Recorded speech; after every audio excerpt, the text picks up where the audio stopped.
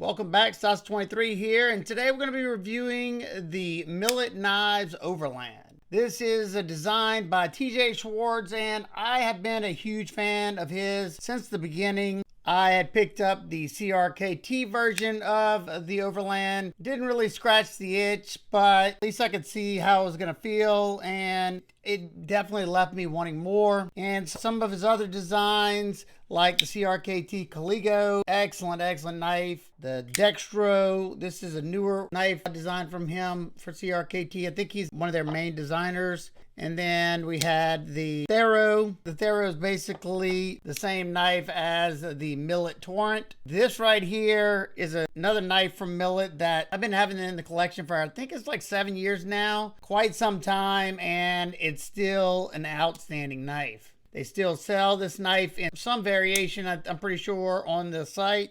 So I already knew Millit produced high quality knives. Millit knives are 100% USA made, and that's something I love about this one. It's a nice size at 7.39 inches overall with a 3.17 inch blade of CPM S35 vegan steel, hardened to 61 HRC. So it should be a good performer. It should hold an edge well, and it should have good corrosion resistance. I went with the stonewash version. You can also get it in a black PVD coated blade and different color scale options. I have the sand color G10. I think you can get black with red accents. I already know this is an extremely versatile blade shape after testing the TJ Schwartz Overland Sport and the Overland X. Just a great performer. Love these two EDC fixed blades. You have a nice low tip, great for doing those detailed cuts, and you still have nice gradual belly for doing slice and motion cuts on a flat cutting surface. You can get about this much of the edge from here to the tip before you'll contact the bottom of the scale. And in-hand cuts, being that you have a very gradual belly, should be just as easy. Do have some jimping up top, but not my favorite jimping. It's that spaced out jimping. So for my hands, being that I have neuropathy, it's kind of uncomfortable for my fingers whenever I'm really pushing hard, but just everyday EDC task, it doesn't bother me. But it would have always been nice to see some very fine cut jimping there. I find it functions a lot better and it's way more comfortable. We have dual thumb studs, and as you can see, they stay out of the cutting path. Your blade stock thickness is coming in at 0.125, and we have a nice hollow grind that comes down to around 15 thousandths behind the edge. Plus, it has an 18 degree per side convex edge on it. So this should be a fantastic slicer. I think it's time to find out.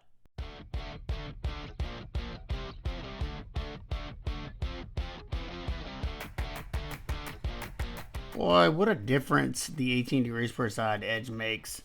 It just slices so much better. Not to mention, this one came wicked sharp out of box, and the geometry alone is made for performance. I already knew this blade shape would perform pretty well. I knew how versatile it was from testing both the Overlands that I've tested, the fixed blades from TJ Schwartz.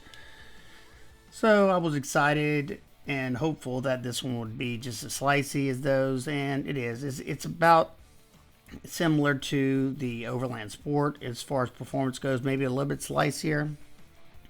Now we're testing the ergos, and yeah, I was able to get a lot of force into the wood. Now it is a thinner handle.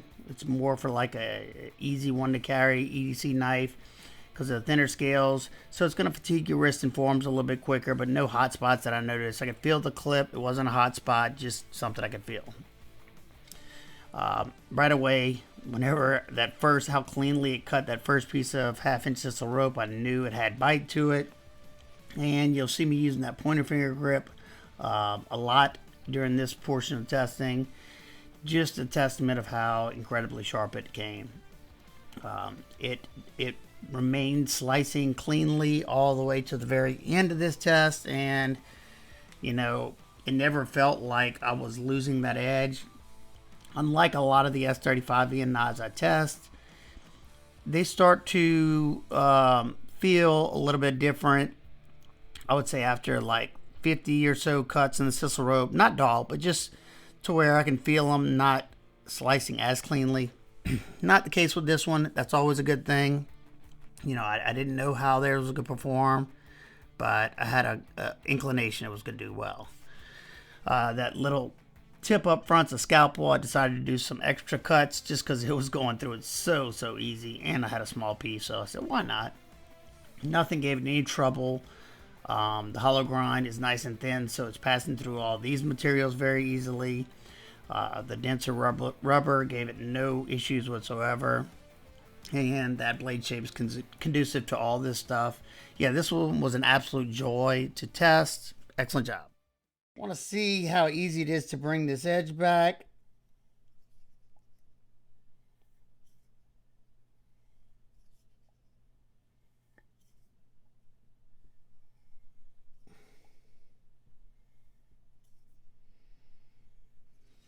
All right, and this is non-loaded, just the raised portion of the leather. Let's see. Oh yeah, feels like it's got a good edge. Let's see.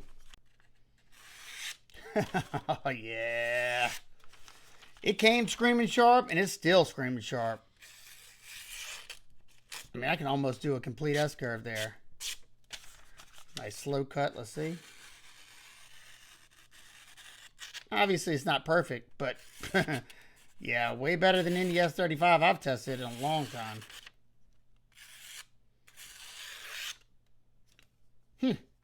I have to say, I was really happy to see that they gave us some nice thin blade geometry with that hollow grind, because this original Millit Torrent, it wasn't the thinnest behind the edge. It had a very shallow hollow on it.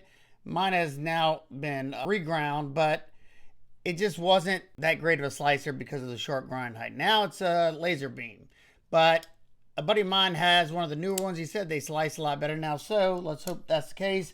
All I know is this one sliced great, and it held up well, and just a quick straightening back up of that edge with some non-loaded leather. It's back to probably close to shaving sharp. Yeah, very close. I mean, it popped some hairs, but it's not as sharp as it was. I couldn't expect it to be. Now let's take a look at the action on this one. So you have the dual thumb studs and a very well-tuned ceramic detent ball. I mean, rockets out. Some minor shakes and it drops shut. What I love about this one is this one's riding on phosphor bronze washers, and it is glassy smooth. If you like a good hydraulic feeling phosphor bronze washer action, then you would love this one. You know, I talked to my buddy Jacob Creates. He owns one, and I asked him before I bought mine, I said, what do you think about yours? And he said he absolutely loved it. He said the washer action was fantastic. So that's all I need to hear. Pulled the trigger immediately, and I like this one so much, I'm contemplating on getting one with the black G10, maybe stonewash blade, or maybe the black on black. I don't know.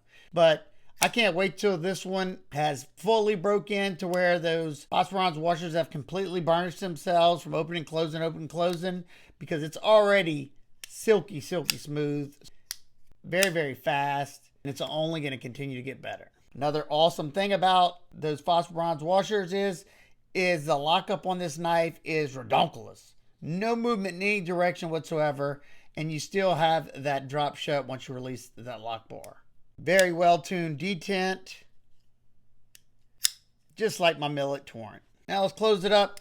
Take a look at the handle areas. So on this one, we have some tan, peel ply G10 scales. You can get black. Your pivot collar on this one is black underneath, black studs, black hardware, and a very small black G10 backspacer with a little bit of jimping right there. Lanyard hole for the lanyard people. Torx TA construction throughout. Excellent job.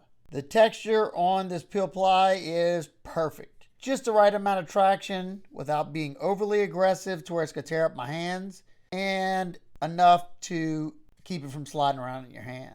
You have the little milled lines there that also give you a little bit of extra traction. You got a large chamfer here, smaller one on the backside, and they did a great job making sure there wasn't any sharp edges anywhere. This is a very slim knife in the pocket. You have a blasted stone wash tie lock side, nice micro milling on that chamfer and on the lock relief. No sharp edges here either because that chamfer goes all the way around. You have the black pivot and pivot collar there as well. I would have loved to see this lock relief done on the inside like they did on this Torrent. Not sure why they didn't do it on this one, but you can see there, it's way cleaner looking. And then even though they didn't break up this micro milling here because they did it inside there, it just would have made more sense. Now, I haven't had any issues getting hung up in this area. And even though I would have preferred a deep carry clip, and I was worried about this one because look how thick that titanium clip is. And if you're somebody who tends to bend their clips out a lot, this one's going to be very difficult to bend out. It's got a lot of tension, but it's on this smooth surface. It goes in and out of my lightweight shorts well, which is pretty impressive, and goes in and out of my jeans really well. I was worried that this lip was going to be too high. Now I can feel it. During testing, whenever I was really bearing down, I could feel it. But the way my hand's cupping this handle, it wasn't a real hot spot for me, just noticeable. This grip right here locked in. Now, once again, it is a thin knife, so prolonged hard cutting is going to fatigue your wrist and forearms a lot quicker than something that, is a lot more hand feeling. This reverse pull grip is also nice and comfortable, and I can get a lot of force in that manner. The reverse gas station knife fight grip is okay. This point's rounded over, locked in. The pinch grip is fantastic. I can really manipulate that tip into whatever type of cut I want to go to. And slicing on a flat cutting surface, it has like a kitchen knife vibe the way the blade's set up compared to the handle. You have like a negative angle with the handle. Now my first gripe on this one is the fact that it's only tip up right hand carry. Sorry about that, lefties. Besides it being thin, they still pocketed out some of the G10, as you can see there, and the same on the tie side. To help bring down the weight and balance this knife out, bringing this one to 2.8 ounces. Absolute featherweight, well under the ounce and inch per blade length. That some people care about, not I. And your balance point is absolute perfection, making this one very nimble and agile in hand, and during use it's going to feel lighter than 2.8 ounces because of the balance being perfect. And here's a look at the inside. Very simple construction, very easy to take apart. You got your pivot screw and two body screws right here. Look how big that stop pin is. Love seeing that. They even have weight relieving inside the G10 along with in the inside of these tie scales. Mine's a little filthy because this is after testing. And there's your hardened stainless steel lock insert and your G10 backspacer. You got nice, thick, and wide phosphor bronze washers that are just incredibly smooth.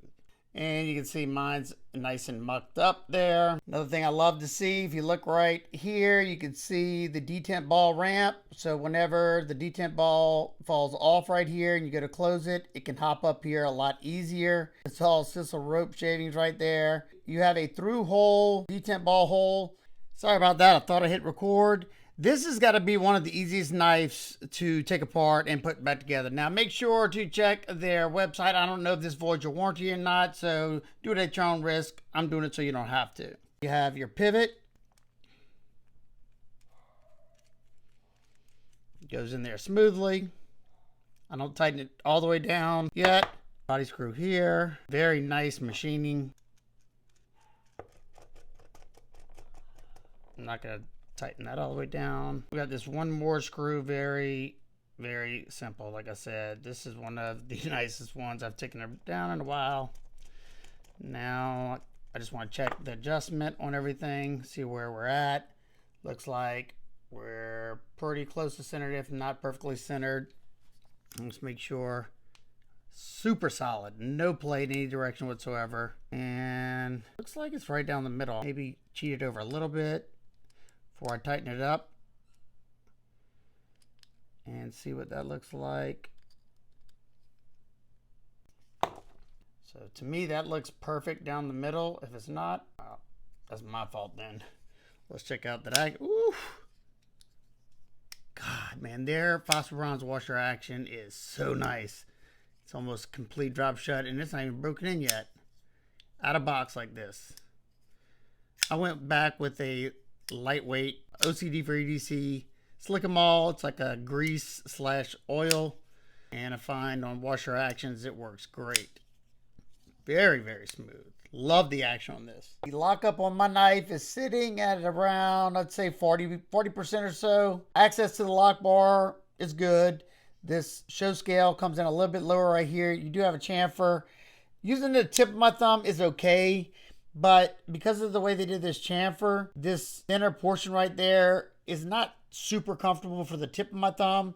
This portion, absolutely no issue. That's just how I do it. Once I got used to it, that's fine. But yeah, being this is a hollow grind, your sharpening choil should give you, I'd say, let's start thinking up about right here. So you should get 4 or 5, maybe a little bit more depending, as long as you're not reprofiling that edge. Came with 18 degrees per side edge, so I'm probably going to leave it at that because it's performing great. Once again, the lockup on this one being that it's a phosphor bronze washer knife and it has that massive stop pin there. There's no movement in any direction whatsoever. Now time for some quick size comparisons. Here it is next to the Ontario Wrap Model 1 and 2. It's a good bit smaller than the Spyderco PM2 and just a hair longer than the Power 3. And it's just a hair shorter than the Benchmade Bug Out, and it's very similar in length to the Hogue Deca. It's the same size as the Millit Torrent, and it's a little bit longer than the TRM Neutron 2. And lastly, it's just a little shorter than the Worksharp RMX, and it's very similar in length to the CJRB Alt Pyrite. And since no knife's perfect, what are my nitpicks and complaints? First off, there's no lefty love here. Next, I would have loved to see a captured pivot, but at least you have a Torx on both sides. I don't know why they don't do a captured pivot, but not a deal breaker for me, but I know that will annoy some people. And because of the massive amounts of knives, production knives being released in S35VN in the last few years, I don't love seeing S35. However, I haven't had any S35 in quite some time that performed as good as this one. It's because they rock well up to 61 HRC. They can hit that number, unlike a company that's doing a huge batch. But it would have definitely been nice to see it in Magna Cut, maybe Crewwear, XHP, S90V. I think it would have caught the attention of more people. And along with that, you know, this knife right here comes in at $255 for this particular setup and $275 if you go with one of the black bladed versions. So even though the price tag is warranted for me, I know that's going to be out of some people's budgets, and especially when they see the S35 G10. You know, they look at it and they don't know how good it is because they don't own the knife, so they write it off. For me personally, I like it enough to where I'm probably going to buy a second one. This right here has been one of my most carried knives in quite some time. It's an easy one to carry. It's comfortable. It's a good performer. I love that buttery smooth phosphor bronze washer action. I personally think it's a good looking knife. It's a super versatile blade. I love TJ Schwartz designs. I would have loved to see a deep carry clip here, and I would have loved to see that lock relief done on the inside like they did on the Torrent. But once again, not a deal breaker because it has not stopped me from carrying this knife. So I'd love to hear y'all thoughts on the S35 and the build on this one. And if you could look past that and you want a fantastic USA made knife, then yeah, I can easily recommend it. I know it's not cheap. Not many USA made knives are cheap, but you're getting a very well made knife from US workers. And I'm sure anybody who owns this one can tell you how good of a knife it is. If you're interested in picking up your own Millit Overland, I will have it linked down below in the description. If you have any questions in particular for me, feel free to ask me down below and I'll do my best to get back with you. Hope every single one of y'all is having a remarkable day today. And remember, keep these blades sharp, smile more. Peace.